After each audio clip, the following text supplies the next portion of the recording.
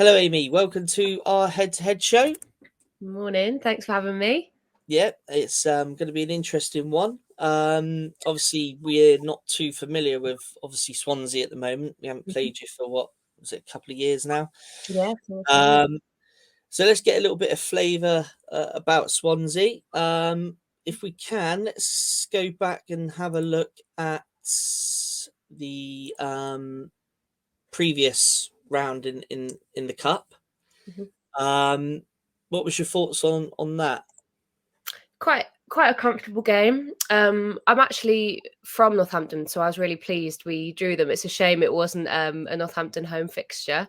But yeah, no, it was a good game, good result for the team. I think that we're obviously, I'm sure we'll get onto it a bit later, in a bit of we've got a new manager, lots of new players. It was quite a nice chance for us to play a game at a lower level than us, and to see what we have there. Obviously we had goals from Pirro 2, I think, and then the Giannelli one, which is, I think the Giannelli goal is the absolute rocket. I don't know if you've seen it. It went viral.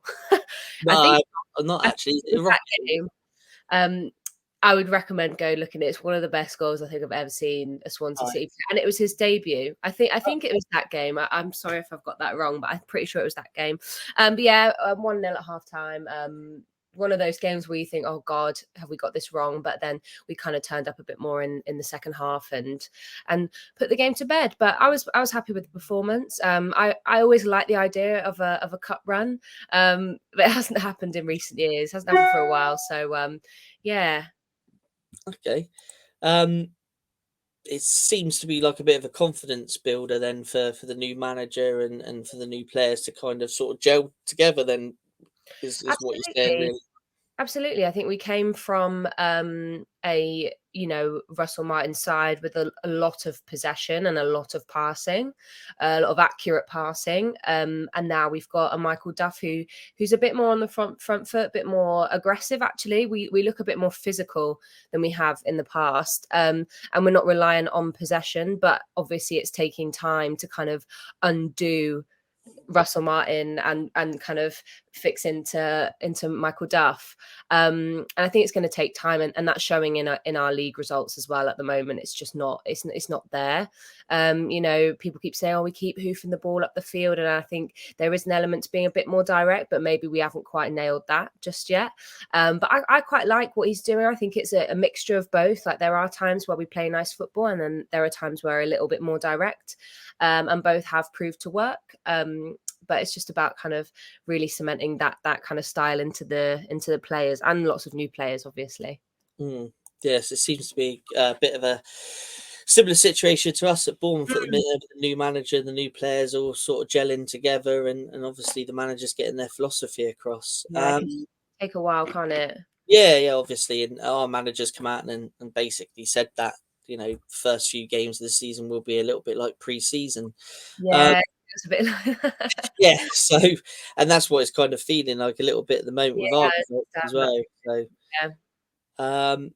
let's have a quick look at yesterday because a bit of a defeat for both of us. What went wrong at Preston yesterday? Do you know what?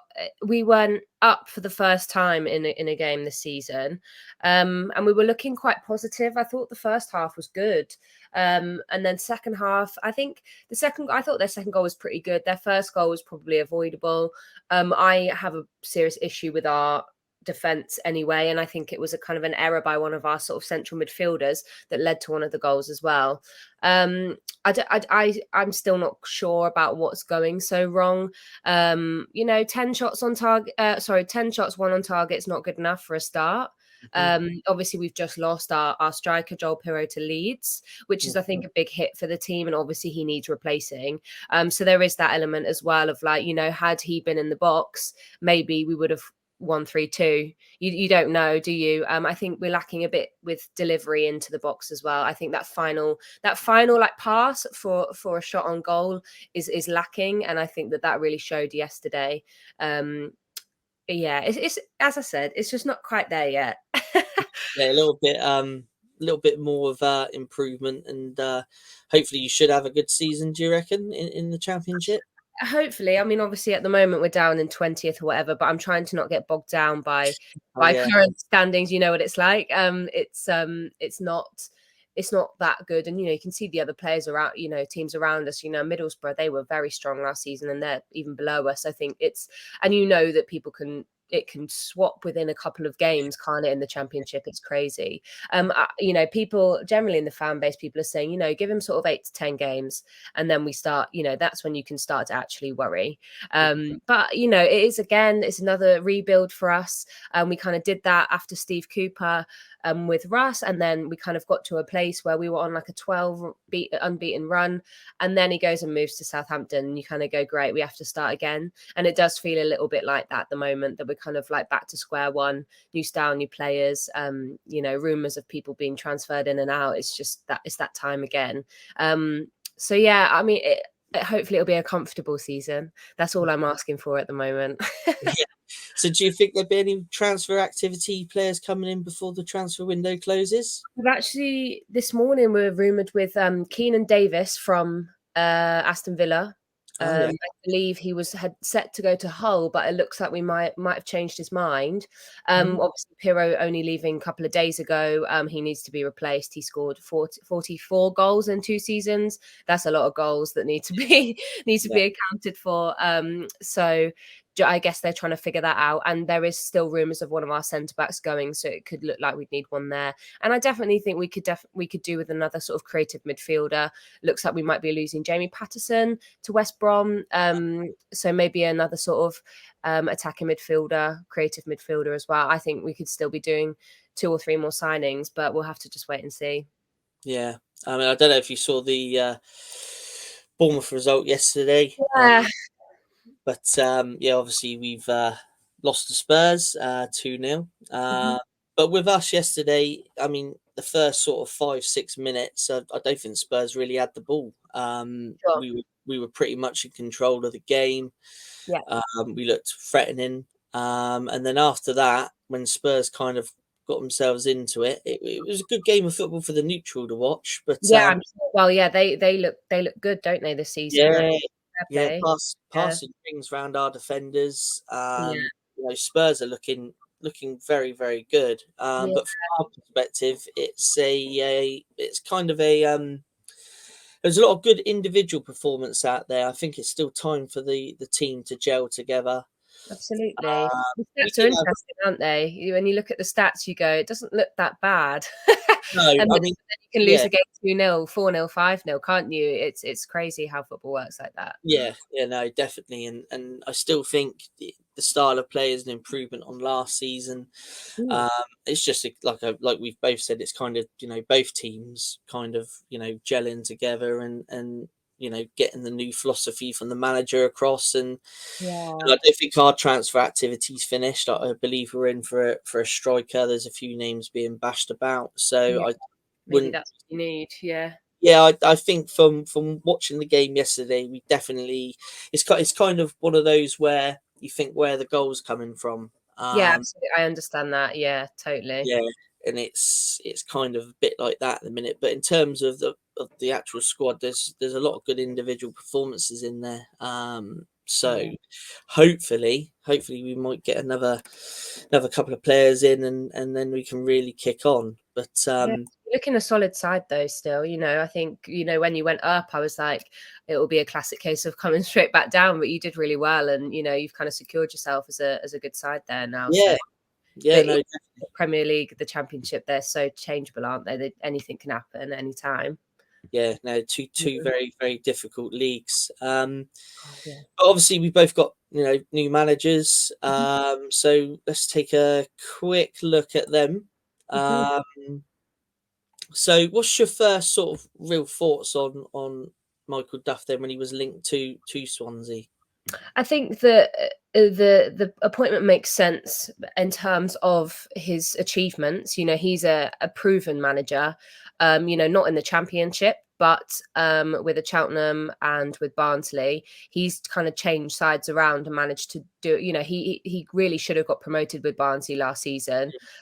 He's done amazing stuff, and I think that's, you know, we're never going to know the ins and outs of why, like whether Russ wanted to leave or whether it was the owners that wanted to win, to be more consistent, or they wanted to change the way we were playing. You never know, do you really? Because the clubs are never that transparent on that kind of thing.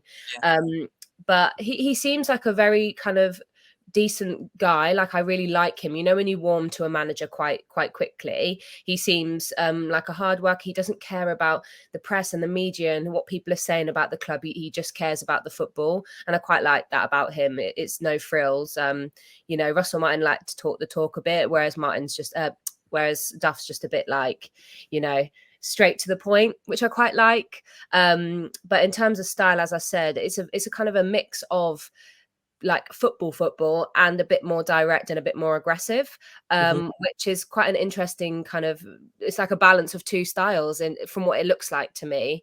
And obviously, as I said, that's not quite clicked yet, but people tend to say that when he does click, you're sweet, you're consistent, and you're there. So I'm kind of hoping that moment comes sooner rather than later. But yeah, we'll see. Yeah. So I mean, I don't know how much you know about our gaffer, but he's very attack minded. Nice. Very attack minded manager. He's obviously come from Spain, managed a few clubs out there. He's I managed love Spanish managers. They're great. yeah. He's actually from the Basque region, which is very similar to the likes of Uri Emery, Mikel Yeah. Arteta. He's from the same kind of breed. Yeah, I can see that. Yeah, sure. He's actually been influenced and coached by the same coach as what they've been coached under over the years. So they've all kind of got the same sort of influences from the same kind of coach. We've got a whole video about it on the channel that Craig's done with the actual coach, which is quite interesting. But if we take a quick look at the stats so far, then obviously from the Championship and obviously your first game in the EFL Cup, obviously the Northampton game obviously being your only win. Yeah. The other games, the two draws, for example, were they close games? Was there chances that Swansea should have won it and were wrong? I think a bit of both. Obviously, first game of the season is always going to be a weird one. However, you know, looking at that now, Birmingham, Coventry and Preston are all in, at the moment, all in the kind of top 10, 11, maybe 10, 11, which, you know, so they're the kind of, they're some of the informed sides. So, you know, it's not the worst thing to happen in terms of that. But the Birmingham game, again, your first game of the season, you don't really know what's going to happen, do you? I think we were happy to take the point against the kind of, you know, Birmingham, who are kind of really, really cooking at the moment. Coventry, again, a strong side, not as strong as last season at the moment. Obviously they lost a couple of their key players, Hamer and Gyökeres. He's gone off to Sporting Lisbon or wherever he's gone. I think a draw was a fair shout. And yesterday I think we were just a little lazy, and I think it's a shame. I think a draw maybe would have been fair. I think, you know, I'm saying that as a Swansea fan, obviously. I'm sure Preston fans would say otherwise. So yeah, it is disappointing. You know, it is when you. Oh, and the West Brom game, yeah, I'm not sure if I caught that one. I'm not sure if I watched that one. But West Brom, again, they seem to be, you know, last couple of seasons, I thought they were rubbish, but this season they seem to be doing quite well. So yeah, it's a weird one, isn't it? We're in our transition. Some people are a bit ahead of that, I think. But it's not a great start, as you can probably see. It's not a great start to the campaign, but as I've explained, you know, I do think we're in a bit of a weird time, and we do have to be patient, which is hard in football because you get so frustrated, don't you?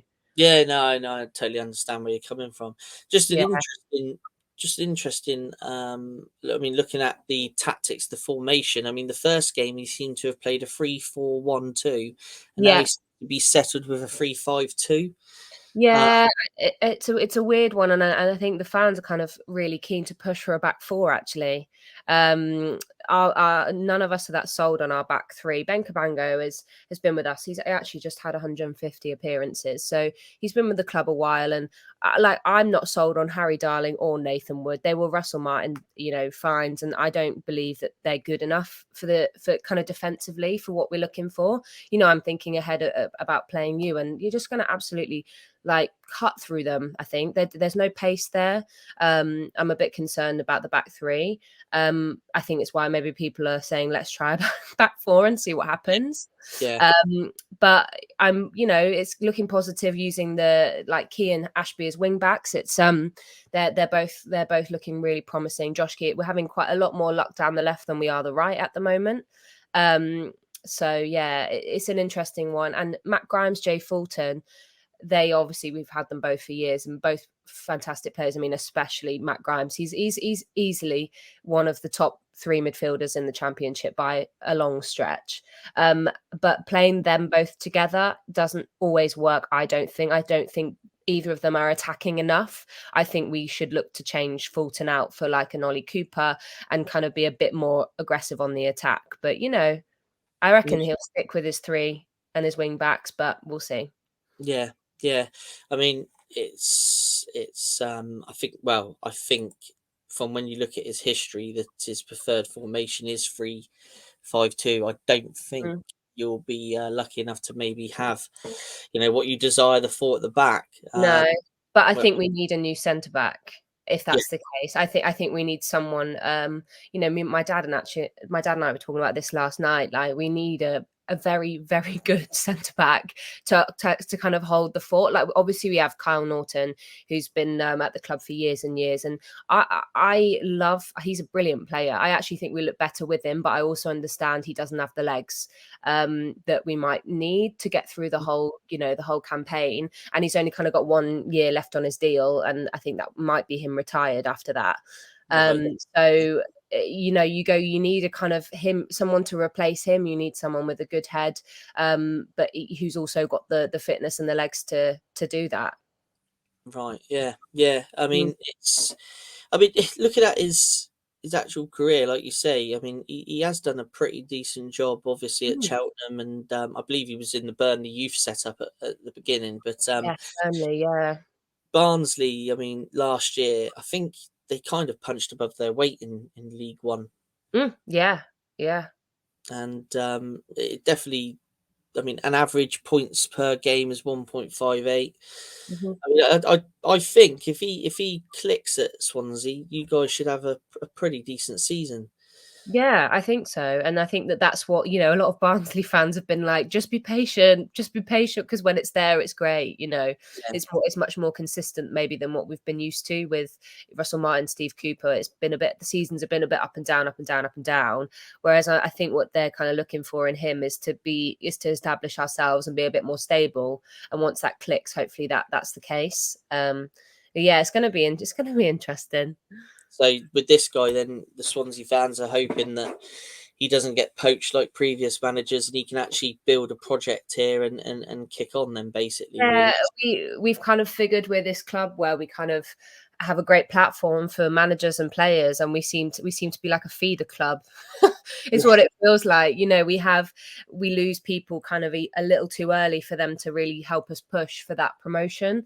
You look at Joe Rodon, Dan James. I mean, they're all obviously at Leeds now, but Joel Piro's perfect example. Russell Martin's a perfect example. We had clicked, and it was amazing, and the football was brilliant, and the results were finally coming in consistently. And then he goes, and you go right back to square one. It does feel like we always just get cut off that little bit early before we can actually achieve. And I think there's frustration at the owners for that and other things, but that's football, isn't it? But yeah. We do produce, we have turned over some incredible players with some really good, like profits. Flynn Downs, for example, he went to West Ham. Obviously, he's gone to Southampton with Russell Martin now, believe it or not. And Joel Pirro, we bought him for £1 million, and he's just gone for 12, in 2 seasons. It's great business. We do good business, but at what point do you have to think about the football and the fact that you want to be promoted? You don't want to sit as a mid-table championship team forever. Yeah, no, definitely. Yeah. I can see the frustration, really. I mean, you get a manager in who's doing well, and then he gets poached, and like you say, it is back to square one again, isn't it? And it And they is all quite. go on to do well, Potter, for example, obviously Chelsea didn't work out, but I do think that was a little early for him to do that. But, Potter at Brighton and now Steve Cooper at Forest, we are lucky. We have had some brilliant managers and we just can't quite hold on to them long enough. We're not the most rich club, our owners are probably, I think, in terms of like net worth, right at the bottom end of the championship. Maybe even the bottom. We don't have that pull of a lot of money like some clubs do. But obviously people like the project and of Swansea City. They like the name that comes with it and the kind of style of play and the sort of the Premier League era and the meet you and I think everyone's drawn to that as the club. The club has a pull, but we can't quite hold on to them. So we have a lot of rebuilds. Yeah, I can definitely imagine the frustrations. It's with that, but obviously to take a quick look at Andoni Iraola. Obviously the 3 matches we have played in the Premier League, obviously only gaining 1 point at the moment, but obviously like we've said, it's very early days. I think he still doesn't quite know his best starting 11. There's players obviously that we've signed that are injured to come back into the fold. And there's other injuries within the squad as well. So, I mean, we haven't got a fully fit squad yet. So I think in terms of his best starting 11, he probably doesn't know himself. But even though we've had the 2 defeats, I mean, Liverpool last week, we could have been 2-0 up within the sort of like first 5 minutes. Without that goal that was disallowed. And to be fair, we put in a good performance at Liverpool. I think there was some refereeing and VAR decisions when you did it that you can probably argue. But then again, how many times do you do that in a game and in football in general? So, I mean, it is what it is. It's a defeat at the end of the day. So, I used to be absolutely terrified of Billing, Solanke, and Semenyo. Like they're terrifying. Yes, I mean, they're so fast. Like they're so. As you say, maybe he is going to be good for you if he's very attacking minded. I've always seen Bournemouth as a very attacking, a quick, fast paced attacking club. Like that's how I know you as. Yeah, no, definitely. And I mean, the player you just mentioned there, the 3 there, Samane and Billing and Solanke. I mean, yesterday, I mean, Samane looked really, really good. I mean, very quick, very strong and physical as well, and he likes to win the ball back as well. So he's really impressed me in the last couple of games. We saw brief bits of him last season. Then he suffered an injury, but now he seems to be really cementing his place in this starting lineup. Sure, yeah. And like you say, Billing, we know what Billing can do. I mean, you guys would have seen it in the championship between so great. And obviously, I kind of used to hate him. Like he's one of those players you hated because he was very good. Well, he job right, he would frustrate players, and I think that he's a great player. It's great. He's still on your books, fantastic. Actually, for that long as well, Yeah, he's actually known as Philip now. I keep forgetting. Is he? Oh, he's Philip now. Okay, cool. Philip now. He's not Philip Billing no more. I keep forgetting. It will take some time to get used to, but yeah. Okay. And he's just signed a new 4-year deal this week as well, so he's going to be staying. Yeah, he's obviously happy there. Yeah, and it's great news that he is happy because obviously he's very versatile as well. He can play deep and obviously he can play behind Dom, and so he's a very versatile player. And on his day, he could probably be the best player in the squad. So yeah, I'd agree with that. Yeah. But yeah, this is just a quick look at Andoni's other stats at his other clubs.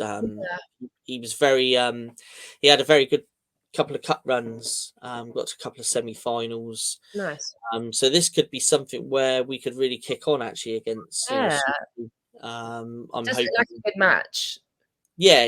I think it will be a good match. Definitely a good match. I'm thinking that with Andoni's sort of history in the cup, he might target maybe a little cup run in this one. So yeah, it's going to be interesting to see what happens I know. on the on the night. But what we tend to like to do just for a little bit of fun Mhm. is like to reminisce and have a little look down memory lane. We've got a few for this one, which is the played for both. Sure. Bit of a difficult one when I was researching it. Not a lot, I don't think. Yeah, I couldn't find too many. I'm sure there's more than what we've got, but yeah, we'll just have a little look at a few of these, and yeah, give us your thoughts of when they were at Swansea and what you Yeah. thought of them. First one, Jack Jack Cork. Cork. I Uh, love Jack Cork. Jack Cork, yeah, yeah. I take it you liked him a lot. Yeah, he's a fan favorite. He was a Yeah, good solid part of the team, a good leader as well, you know. yeah. I mean, he come when he was at Bournemouth, he was really young. Yeah, he looks He so must have young there, doesn't he? 18, maybe 18. I mean, that picture must be what 2006, I think. Wow. Yeah, yeah, yeah. 2007. Um, and I remember the manager at the time, Kevin Bond, being very, very happy that he'd signed him on loan a couple of times from Saints. I think it Sure. was, if I remember rightly. Yeah. Uh, and yeah, he was a good little talent. Yeah. I Talented. didn't think he'd play in the top league for as long as he did. Is he still at Burnley now, Jack I Cork? think so, but he must be like early 30s. Must be. 2006. If he No. was 18, that'd be he's got to be mid-30s, isn't Yeah, he? he must be. Yeah. I mean, I haven't heard him as retiring or anything, No, but I haven't. I'm assuming he's still at Burnley. I mean, I don't know, but yeah. um, it's a player that to be fun to be fair, when I looked this up, I totally forgot Jack Cork even playing for Bournemouth, to be honest. But Yeah, it's a we long, looked long back time into ago. it, and I could remember what Kevin Bond said, but yeah, I do remember him from his days at Swansea. Was he part of the side that won the League Cup? Yeah, let me just check because I think that um where is the squad? I was going to get that up actually because I know you said we were going to talk about the league League Cup runs. Swansea League Cup. See if I can get the squad. Anga, Ashur, Finn Davis, Leon Britton. No, I think he was a little up. No, he wasn't in that. Ah, he wasn't in that. Ah, No, right. I'm trying to remember what year he must have come to us. Have a look. I should have got this up before I. No, that's fine. I mean, I'm a bit of a football shirt enthusiast, so I can normally date it by By looking the at the shirt, shirt. yeah, no, I did think it was a little later. So he But came to 2015. 2015, he came to us. Yeah, 2015 was it? yeah, and 80 appearances. So he was in the side that got relegated, but not the side that got promoted. Ah, Which is yeah. So makes sense why he moved on as well. He was at that level where he could definitely have a Premier League career or whatever. So yeah, interesting one. yeah. I think if I remember rightly, hasn't he got a FA Cup winning father? I think he Played might for be the right. Crazy Gang. Was it when Wimbledon won it, beat Liverpool? Wimbledon, that's the one. Yeah, Yeah, yeah, it's yeah. Wimbledon. Alan Cork, isn't it? Alan Cork from That's it. Wimbledon. Yeah, that's his dad. Yeah, well, there you are. There you go. So Lineage, good lineage. let's have a look at the next one quickly. Yeah, Oh, this guy's a bit of an excellent. interesting one. Yeah, we just played him. Well, obviously, he's at Birmingham now, so he came Oh, to is it? the Swansea.com only a couple of games ago. Yeah, Ah, he looks good. He looks good. Yeah, the surprising thing for me at this time was that I think United recalled him to actually send him on loan to Bournemouth to play in the Bournemouth setup for some reason. But I thought it was bizarre because I remember watching him playing for Swansea. I think a few games I saw on Sky, yeah. and I thought he was absolutely fantastic for Swansea. Oh, So he was. Yeah, he's a a bit real. He had a lot of pace and a lot of fight, which I really like in a player. When yeah, a player really wants to win the ball and score and go forwards, he has that ability. I think we obviously he was young with us. He's still young, And I think that there was definitely work to do, like maybe one too many touches, that sort of player.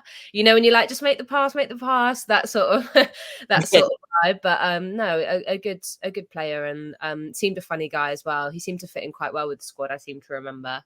yeah, because I think at the time he was on loan at both clubs. He was quite highly respected at United, so I Yeah. thought he'd go back there and kind of Now they're make probably regretting it. Yeah.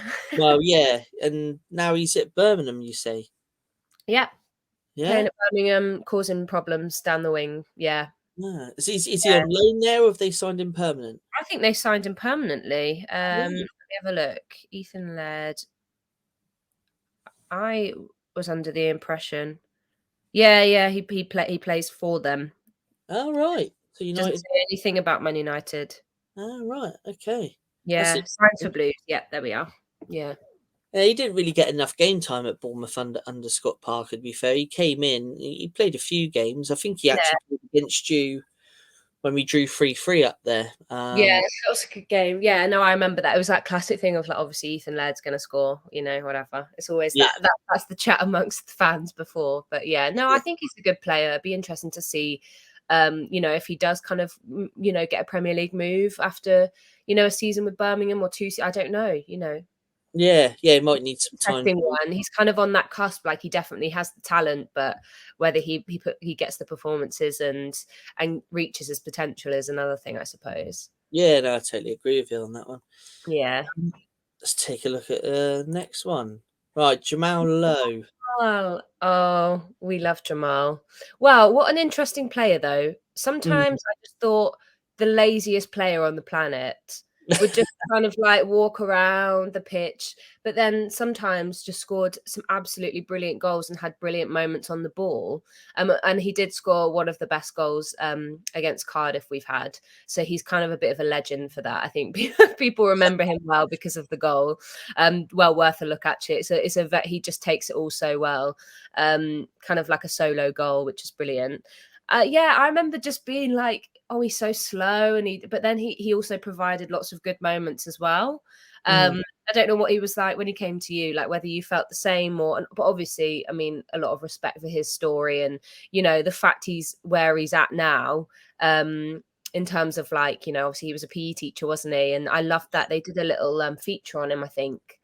Maybe was it on maybe when we were around the playoffs, they did like a feature on him and then talked about his, being a PE teacher and playing non-league and then moving up the pyramids and that. And it is an amazing story, to be fair.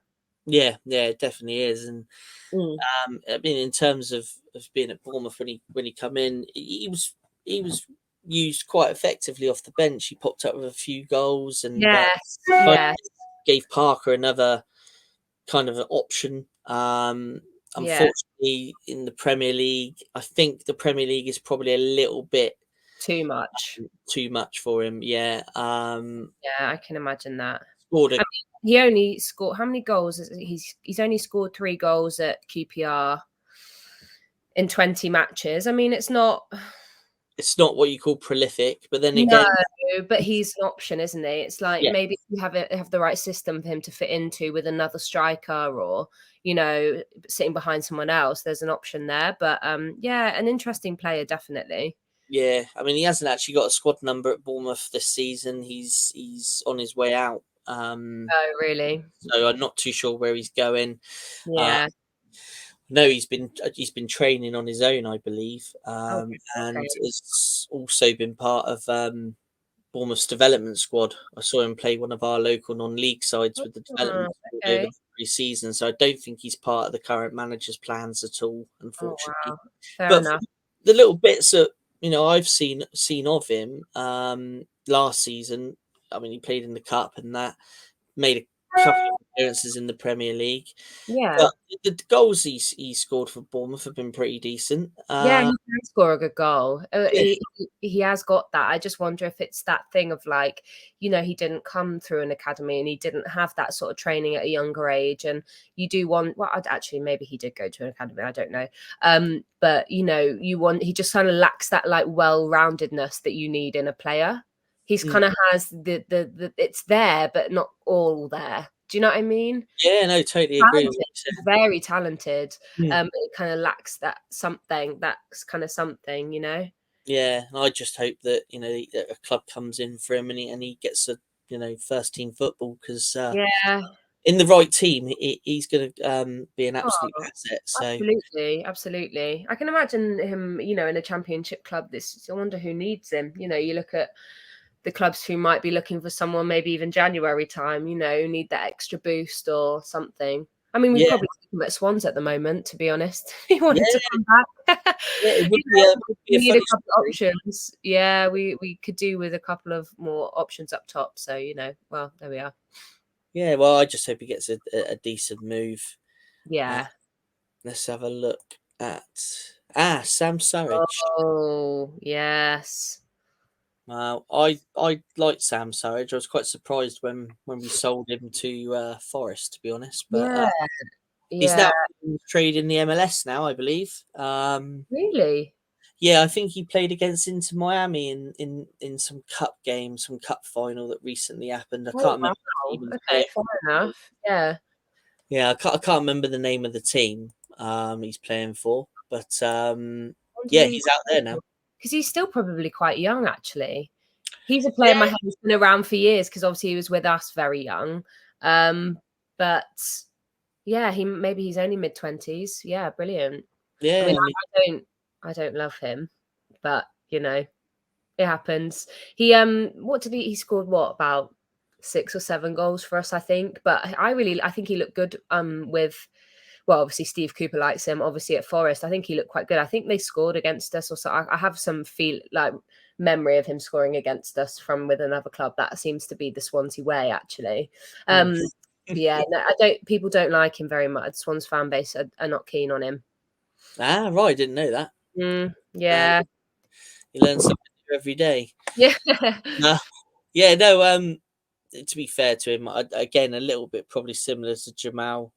Just probably yeah. didn't have that little bit to make it in the Premier. Obviously, he had a fairly decent season with Forest last year. He played a few games, didn't he? But I don't Yeah. think he's quite prolific enough for maybe that level. But yeah, Oh, it's an interesting I one. just looked it up. He actually scored 3 goals against us last year. That's Oh, why. okay. Yeah, Ah, he scored a hat trick against us with Forest. I remember it was an awful, awful, awful game. ah, yes, Yeah, I can now imagine you that. can understand. Yes, Yeah, I interesting. can understand the Swansea faithful not Yeah, liking him too much. absolutely. Yeah, This was an interesting one. Sean McDonald played for Sean. Swansea quite some time ago, didn't he? Yeah, I don't really. I recognise his face. Like Oh, you when I look at that don't. kid, I'm like, yeah, I recognise, but I don't remember. I don't recall the name. He's a Uh, Welsh guy, I think. yeah, yeah. He's Uh, been a Welsh international. Yeah. I think he still plays football. I He think did. he plays in the Cymru Premier, something along those lines. I think he's still playing. Yeah. Yeah, yeah. He's playing for them. He did retire for a little bit, and now he's come out of retirement to play Oh for them. wow, What, brilliant! Love that. That's what so division is cool. that? Welsh Premier. There's their own. It's the Welsh Premier League essentially. Oh, right. So, So there's, I'm trying to think of clubs who are in it. Haverfordwest, Barry, uh, Pontypridd, like kind of those sorts of towns, cities in Wales. Yeah. Um, yeah, it's quite an interesting league actually. Obviously, most English fans will be like, "Oh, Swansea and Cardiff, you can go back to that league now." I don't think so. I think we're a little bit too far gone of that now. But yeah, wow, that's amazing. He's still playing. Love that. yeah, he's one of the players that come up through the ranks, through the leagues with Bournemouth from League One Oh, up to the okay. Premier, and made a few appearances in the Premier, but then went out, and I think he might have went out on loan and then eventually moved on. But Mhm. I'll always remember him for a game where we played Real Madrid in a pre-season friendly, and Oh he put wow. cracking tackling on Ronaldo. It's great. I watched Oh, it the I other. love that. That's And, great. he's come bombing in and slid Mm. straight in and took the ball off Ronaldo, cracking tackle. So Sounds that's one good. of the things I'll That's always. worth YouTube later on. I think I'll have a look, see if I can find Yeah, it. I'm sure it's on YouTube. I'm sure it Yeah. is. It's a cracking tackle, but Yeah, yeah, amazing. that's that's all I could find between the two clubs, to be Yeah, honest. there's not a lot, I'm sure there is probably more throughout the history, but those are the ones that just stood out anyway. But Yeah, let's brilliant. just have a quick little chat about the cup run you had when you won it that year. Was it 2013? Was it? 2013 it was, yeah. Because Yeah. obviously, from a Bournemouth perspective, we've not really had many major cup runs. Yeah, yeah.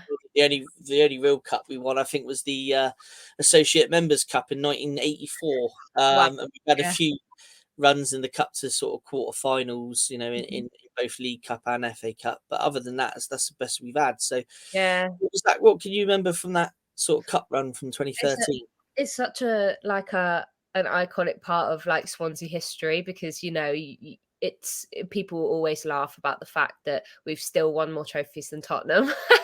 That's the joke. We're still on that list of trophies won above a club like Tottenham. So that's amazing, and it's nice to have won something like that. Especially when you're deemed quite a small club in the champion. I mean, I think we're a big club. I think winning a cup and being in the Premier League for as long as we were, I think deems you a fairly big club. But yeah, it was amazing. Obviously won 5-0 in the final as well against Bradford. And people will be like, oh, Bradford, like whatever. But we did have to beat Man United and Villa to get there. Yeah, Arsenal, no, not Man United, Arsenal and Villa to get there. Villa in the semis, I think, over two legs. I think we kind of won 3-1 and 2-1, something along those lines.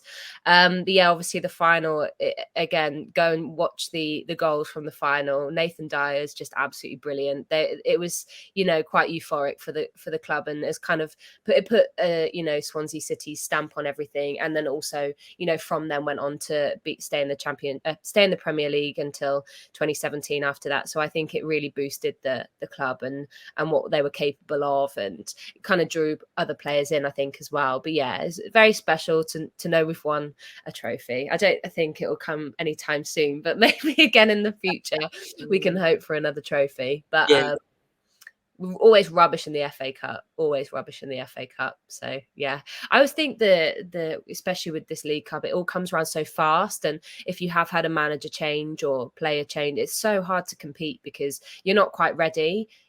Had we competed in a cup, kind of like with what we were doing, sort of May last year, kind of April last year, you think, oh my God, you could go all the way.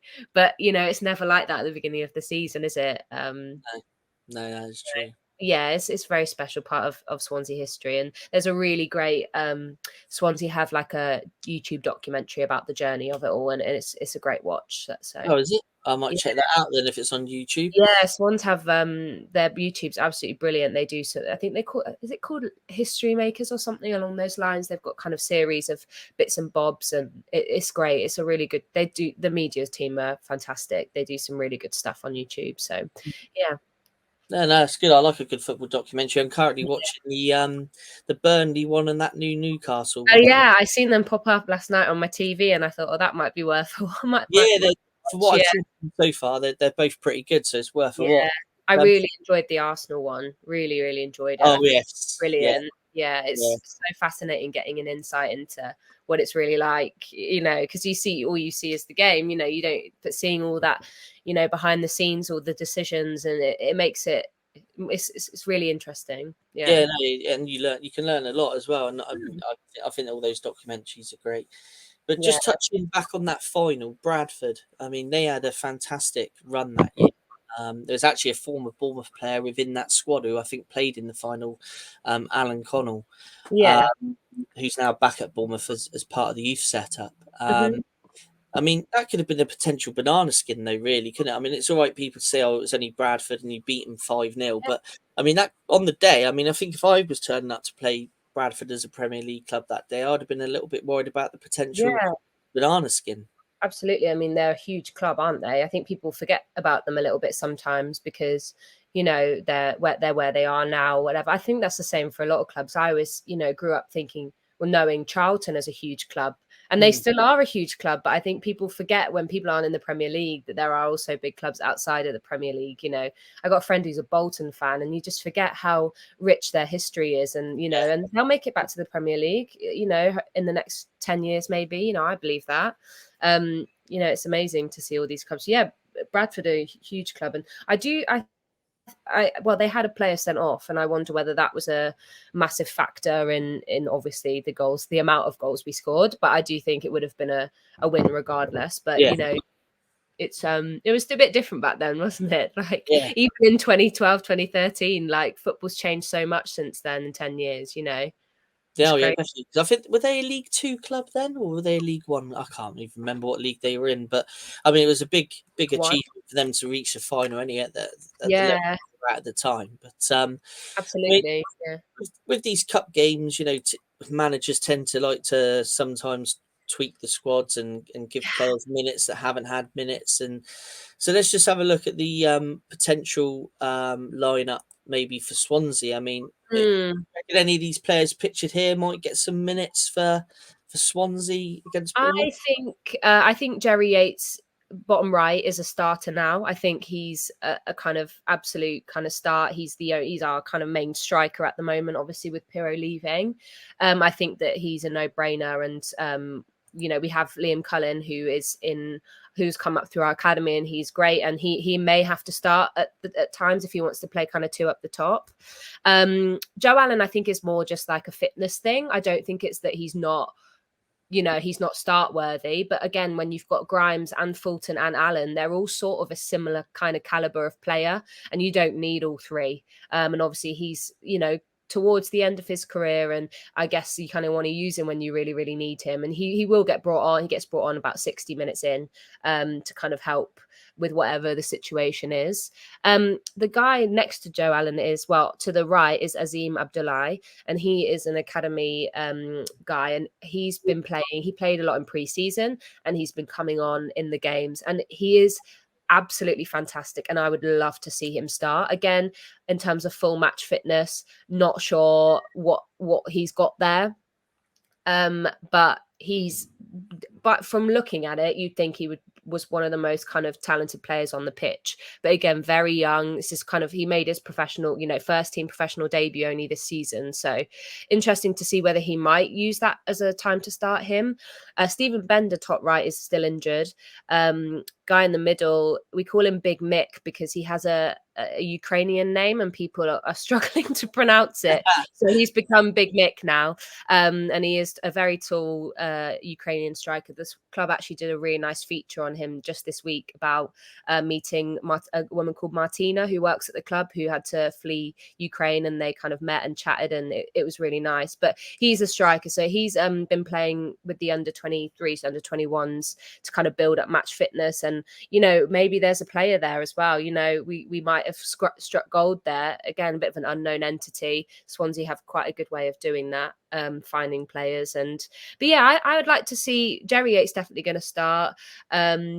Azim, I would love to see him start, and then maybe Joe Allen on in this kind of second half of the match. But who knows? I'm kind of hoping he sticks with what he's got, because you know, we don't want to change too much and be absolutely hounded by a Premier League opposition. I hope that we play with some sort of respect. You know what I mean? Yeah, no, I can understand that. I mean, from our point of view, I mean, I think there'll be players that have not got so many minutes, may get minutes against Swansea. Like Neto, our captain, I think he will probably miss out, and we'll play Radu, the guy that's put in the centre there. He's a goalkeeper that we got on loan from Inter Milan, Romanian international. So it'd be a perfect game for him to come in and get some minutes. I mean, if you play more, he's going to score. So it's just going to have, it happens. Oh, more. Yeah, if you play him, he's ex Cardiff. It's the Swansea way. He will score a goal. Yeah, so. that's if he hasn't returned to Cardiff by then, because there's rumours that is there. But I reckon that if he's still within the squad, I reckon he'll get a start against Swansea. Yeah, I can see that. The guy bottom right next to Neto there, James Hill, brought him from Fleetwood. about 2 years ago for £1 million. Wow. He's been out on loan to several clubs, but he's looked really good during pre-season. So I think he deserves some minutes against Swansea just to get some more game time. Yeah. But then again, there could be a selection of any of the others there, like Justin Cliver. He made the start yesterday, but he's been used mainly off the bench. Hmm. Kelly probably needs some more game time.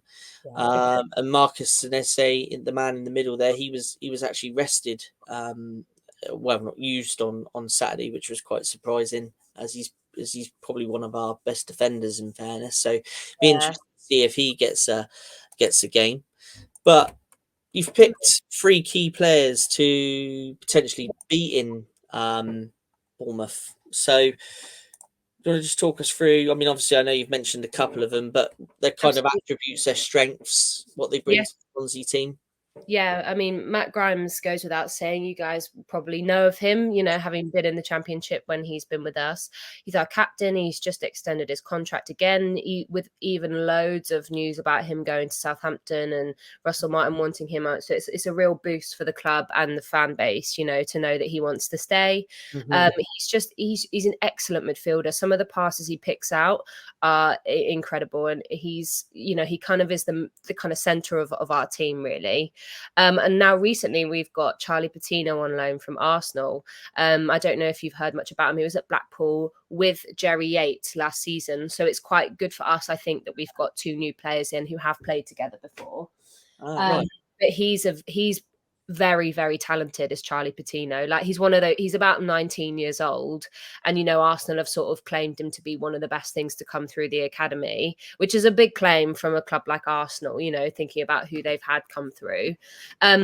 But things like corners, delivery is so good. Just things that are that level above your average Championship player. Really attacking minded, good on the ball, picks out a good pass. Obviously, we've seen him only play 3 times, so this is going off a couple of appearances. But yeah, very, very talented and technically gifted player. And then, as I said, up the top with Jerry Yates, it was he had a good season with Blackpool. And I think that at the moment, he's our primary goal scorer. He scored a few goals already. And if he gets that delivery, which I'm kind of hoping, if we can push a bit more up the field, we're sitting a little deep at the moment, he may be able to score quite a few goals this season. Quite a physical player, he gets stuck in. And I think, I think those three will be really good, are really important to building a kind of strong squad this season, especially against playing a game against Bournemouth, such as yourselves. You know what I mean? Yeah. But yeah, Matty Grimes in the middle, very, very important to the club. It'd be a complete rebuild if he did ever move on. But yeah, it's nice that he's got someone like Charlie Patino just ahead of him. I think that it puts him in good stead to kind of do his job properly as well.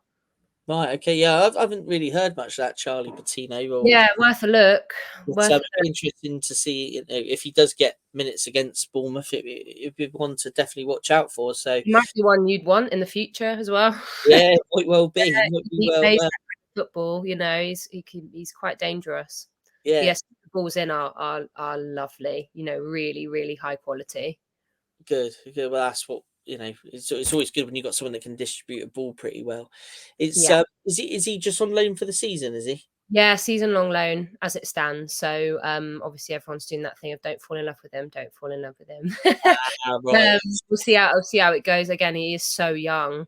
I think the idea is that Arsenal will want him at some point, but he is only, I think he's 19. I might have made that up. So he's very young still, and obviously needs first team kind of game time for a couple of years to build that up before he was to be an option for Arsenal, I think. But yeah, it'd be interesting to see his career and what happens with him.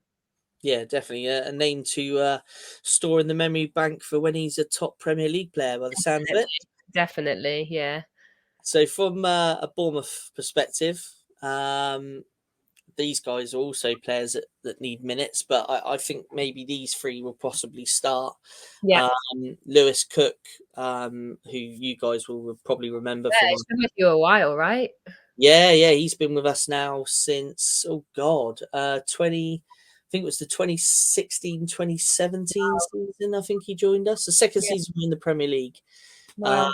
he joined us. So obviously he spent a couple of years with us in the Championship as well.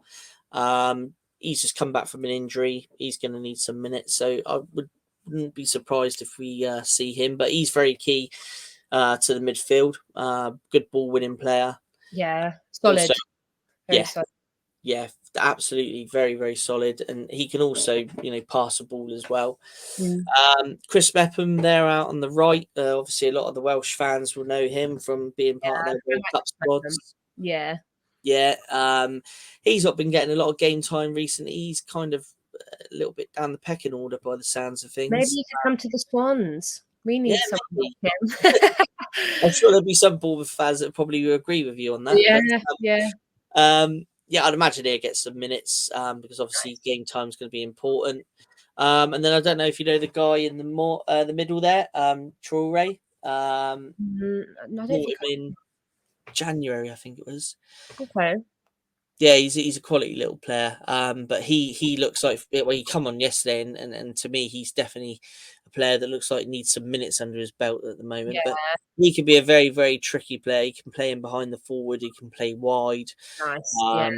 He's a good little player. So, I mean, if he starts against you guys, he could be one of those men that's running rings around your defenders. So yeah, that's about right. Yeah, I'm a bit concerned about our back three, but that's definitely where you're going to be able to, have your luck. Yeah, and like you say, I mean, another one as well for you guys is obviously Kiefer Moore, who tends to start with a goal every now and then against the Swans, doesn't he? Yes, yeah, loves it. So last thing to do really is the thing that I always find hardest, which is the score prediction. So this is always tricky. Well, I say it's always tricky because I could never go against the club. So no, I know it's so hard because after yesterday I was feeling so negative, and I was like, oh god, we're never going to win a football game ever again, we're never going to score a goal, we're never going to do this. But you always have that slight niggle of like, oh, what if Bournemouth put out a slightly weaker team and somehow we just have a really good game, and then you go, maybe we could win it, maybe we could. But I do think you'll have too much for us in attack, to be honest. But I think of course I'm going to back the club. Like, I'm not going to say we're going to lose. I think there could be a couple of goals in it. I think we may be a little open. Maybe we nick a kind of like late, kind of messy, scrappy, kind of awful goal, but it's a goal. I'll go for 2-1 Swans, but I am very, very concerned about the pace of your attack and the pace of our defence not being great. But then again, if Duff is a good manager, he will be assessing this and he'll be figuring out how are we doing this?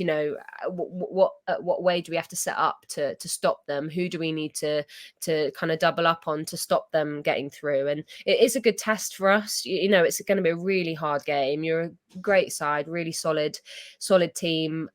Obviously, as you said, you're in a bit of a transition yourselves and you've not had a great start, but I think it will be a really good test for the Swans, such a young young team, and the experience will be really good, I think. Yeah. I mean, I totally agree with what you're saying there. And in terms of experience against playing against the Premier League side, and I'm sure it'll do you guys some good. But I'm going to go with, and I think we kind of need it from a confidence point of view and to really kickstart this.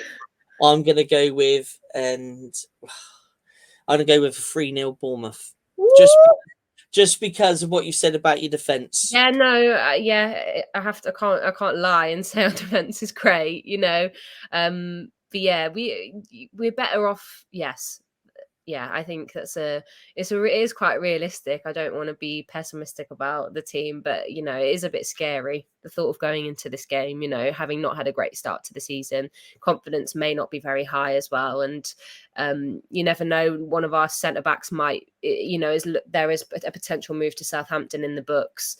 It's not happened yet, but it could happen anytime. You know what this transfer window is like. So if you lose him, you're then looking at a kind of second option off the bench. The other thing he might do is start someone like Kyle Norton in the back three, a much more experienced, in defence, which would put us in better stead, I think, to kind of hold our own a bit. So maybe that's what I'd like to see. But yeah, we'll see what happens. Yeah, it's going to be interesting. Be an Yeah. interesting game, and yeah, well, I mean, obviously you're part of the her game too. Is that Yes. correct? Yeah, I yeah, don't yeah. want to take a couple of minutes just to maybe tell whoever's watching that, who don't know about it, that what it's Cool. about and where they can find it, and just Absolutely. yeah, Yeah, I'm one of the directors of the Her Game 2 campaign, and we started back May 2021. And the campaign was originally born out of kind of frustration about sexism, misogyny, like comments towards female fans. And, it was very prevalent, especially through that COVID time where people weren't going to games and everything was online. Like I was receiving a lot of horrible, nasty comments, after going on things like this. And that was my personal experience. And a girl reached out to me, Kaz, and said, I've had some really bad experiences at a game. I kind of don't know where to go to. I'm thinking of kind of starting like a hashtag sort of thing. And I was like, yeah, sign me up. And there was 12 of us, and we did a video, which is still accessible on our website, I think, which is just www.hergame2.co.uk. And the video went viral and kind of opened a whole can of worms. And we've worked for the last 2 and a bit years now tirelessly on partnering with clubs, having ambassadors. We have a wonderful Bournemouth ambassador, a woman called Heather Hoggart. She's Her Game 2 ambassador for Bournemouth. And we have had, we're now on to 70 professional partnerships 70 out of the 92 we are partnered with. That includes the likes of Everton, Leeds, Liverpool, Wolves. We have some amazing partners, and the work we do with them is to kind of support women in football, female fans in football, the female game, kind of focusing around kind of empowering women in the sport, because it has been such a kind of male dominated environment for such a long time.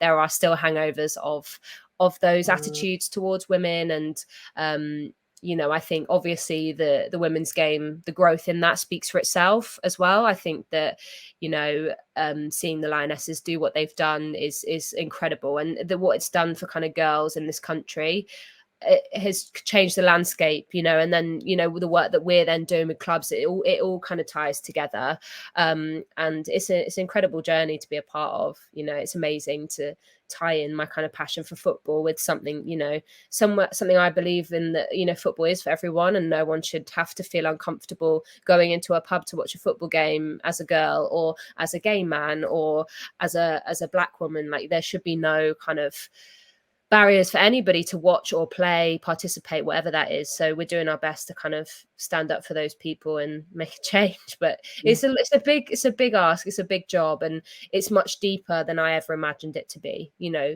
Within society, I think the kind of discrimination and misogyny and things like that.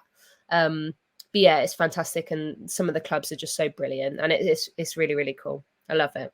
Yeah, it sounds fantastic. I mean, it's something that's anybody should be able to watch any sport. It should it Of shouldn't be it's not just for one gender or course. anything like that. I mean, it sounds like a fantastic. I mean, I didn't know too much about it myself. That's why I thought I'd ask you about it. But it sounds Yeah. fantastic, and I'll have a look at that. You say there's a website? Did you say? Yeah, just hergame2.co.uk. And then on socials, we're just at hergame2. So you can find us on Instagram and Twitter. We share a lot of our work over our social media channels, and work we do with grassroots teams and tournaments and academies and foundations and all that kind of stuff. So yeah, go and have a look, and you'll see some of the bits we've done, some of the clubs we work with. Yeah. Massive. It's something that seems to start off. It started off in such a simple way with a hashtag. It's just Yeah. this massive, Exactly. massive. You say you do work with academies and stuff as well. Yeah, like some work we've done, kind of like if we work with a club, sometimes it's kind of an umbrella partnership in terms of like men's team, women's team, academy, foundation, trust, community trust, whatever that looks like for a club. Aston Villa are a good example. We kind of partner with them as an umbrella. And academies we've been reached out to and been like, do you have any kind of educational material we can deliver to our boys in the academy about kind of positive masculinity or what is sexism, just kind of the basic education around these things and kind of unconscious biases and things, because it's really important to highlight those things. And we'd love over time, hopefully if we secure some funding, or we might be able to develop like educational programs for schools, academies, even grassroots teams, primary schools, universities, whatever that is. That's our kind of goal for the next kind of year or so, to kind of establish that. So hopefully that'll happen. Yeah, well, that's great, and thanks for joining us today for the head-to-head for the Carabao Cup game. And all I can say now is good luck to Swansea in the Championship. Have a good season yourselves. Yeah, fingers crossed. And tough one this year. Yeah. Hopefully, Duff turns things around and gets his philosophy across, and you end up competing well in the Championship. And hopefully you have a nightmare on Tuesday night. But other than that, we have an absolute shock on Tuesday. Thanks for joining us. It's been a pleasure. Thanks for having me.